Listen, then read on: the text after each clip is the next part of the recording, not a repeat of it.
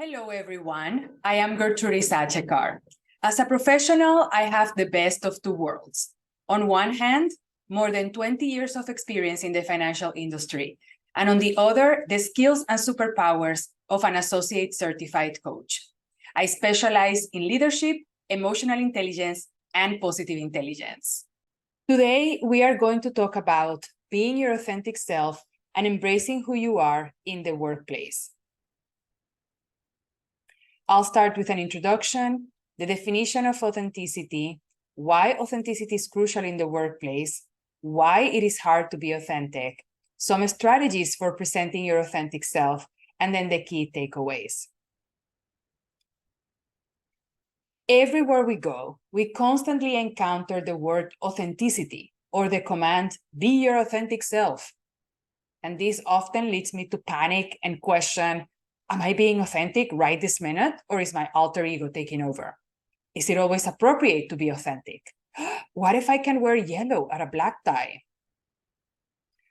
In the book, You Are a Badass at Creating Habits by Jen Sincero, she describes being authentic as loving who you love, pursuing the stuff you're interested in, laughing at what you find funny, and fighting for what you think is right. Being authentic also means giving yourself permission to change your mind, to make mistakes, to beg forgiveness, to be sad, lonely, and lazy. True authenticity means embracing your whole self. What a relief. After I read her definition, my panic subsided, and I told myself, you're okay. You're not pretending to like something just to fit in. Yellow shoes are okay at a black tie event. Adopting any persona other than your true self and playing a role for 8 or more hours while we are at work must be utterly exhausting. Maybe that's why actors get paid so much.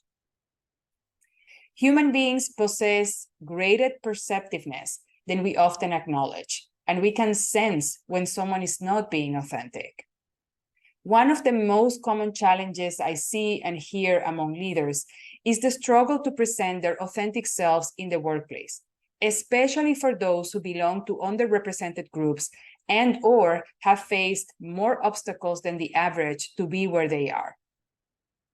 Many individuals feel the need to wear a mask or put on a facade to conform or appear successful.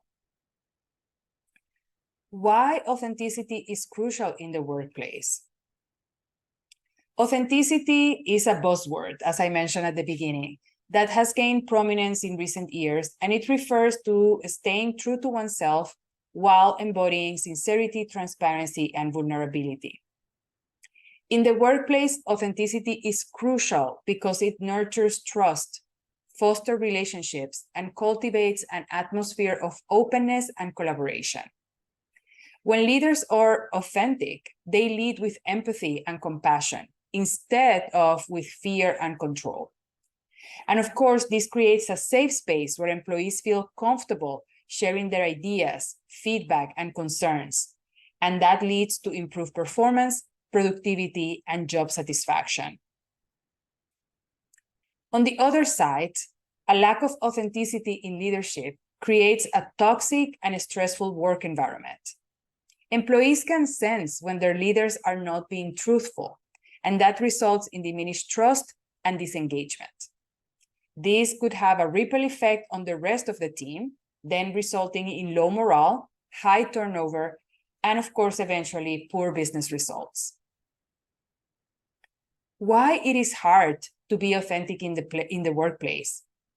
So even though authenticity offers a lot of benefits, many individuals continue to encounter challenges when they attempt to express their true selves in the workplace. To start, our brains are programmed to value conformity and fitting in. That is how we stay protected in our tribe and increase our chances for survival and propagating our genes. We are conditioned to believe that success looks a certain way, and if we do not fit that mold, we feel like failures. As a result of this, many people find it challenging to embrace their distinctive strengths, values, and perspectives. Second, it can be scary to be vulnerable. When we present our authentic selves, we are revealing all of ourselves, flaws and all. That makes us feel exposed, and that can be uncomfortable. Many individuals resort to wearing a facade as a defense mechanism against potential criticism or rejection. Third, there is a perception that leaders need to be strong, decisive, and in control at all times. So many leaders are often afraid to show vulnerability for fear of being perceived as weak or incompetent, when nothing is farther from the truth. Last but not least, rigid boundaries often arise as a means of evading confrontation or the necessity of articulating our needs and emotions. I think I had rigid boundaries for a long time. And over the past few years, I have been on a journey of adjusting and readjusting my boundaries to make them less rigid so I can enjoy a richer human experience. This has allowed me to see how awesome each person is. I feel less alone because I know there are others who are going through similar journeys, and I connect at a deeper level with other people. So how can we present our authentic self in the workplace and reap the benefits of being an authentic leader? It starts with knowing yourself. That means understanding your values, strengths, and weaknesses. When you have a clear understanding of who you are, you can embrace your unique perspectives and bring your whole self to work. This requires self-reflection, and that can be done with activities like journaling, meditation, or self-assessment tools. Second, be mindful of your behavior. Once you have a clear understanding of who you are, it is important to observe the behaviors in the workplace. Are you acting in a way that is true to yourself, or are you putting on a facade? Pay attention to your body language, tone of voice, and how you interact with others. If you find yourself presenting a false front, take a step back and ask yourself why. Are you trying to fit in or appease others? Acknowledge those emotions and work to overcome them. Third, embrace vulnerability. Vulnerability is a strength, not a weakness. It takes courage to open ourselves up to others. And when we embrace it, we create a safe space for people to do the same, which leads to deeper connections and more meaningful relationships. This can be as simple as sharing your thoughts or experiences with your team, or actively seeking feedback and suggestions from others. Fourth, practice active listening. Effective communication is a key part of presenting your authentic self. Active listening is a skill essential for building trust and understanding.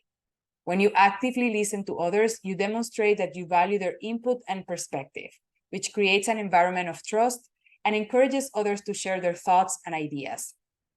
To practice active listening, focus on the speaker, ask open-ended questions, and summarize what you have heard to ensure understanding.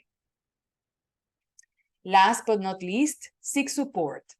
Presenting your authentic self can be challenging, especially if you are not part of the majority, you are experiencing severe imposter syndrome, or you find yourself in a place where authenticity is not valued. Having a support system can help you navigate those challenges and setbacks. And that encouragement from others who are on a similar journey can come in the shape of a mentor, coach, or peer group like the employee resource networks. Being authentic means accepting and trusting your entire self. It involves showing up as the same you across all facets of life, while also aligning with qualities like empathy, curiosity, non-judgment, love, and respect for your fellow humans. It is possible to be authentic and professional. I work in a traditional sector, and I find ways to bring humor and levity to some of the meetings I lead. I wear colorful clothes, even when many people around me only wear neutral colors.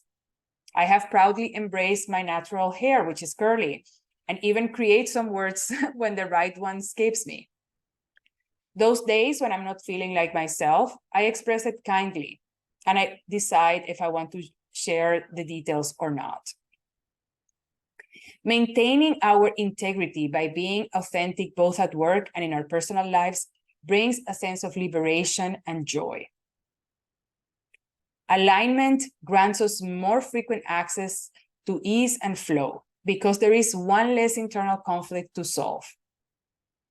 I know that as I have allowed myself to be more aligned across all areas of my life, I have felt liberated, and it is much more fun than putting on a mask just to fit in, which is what I did for many years. To this day, I don't know how on earth I endured that.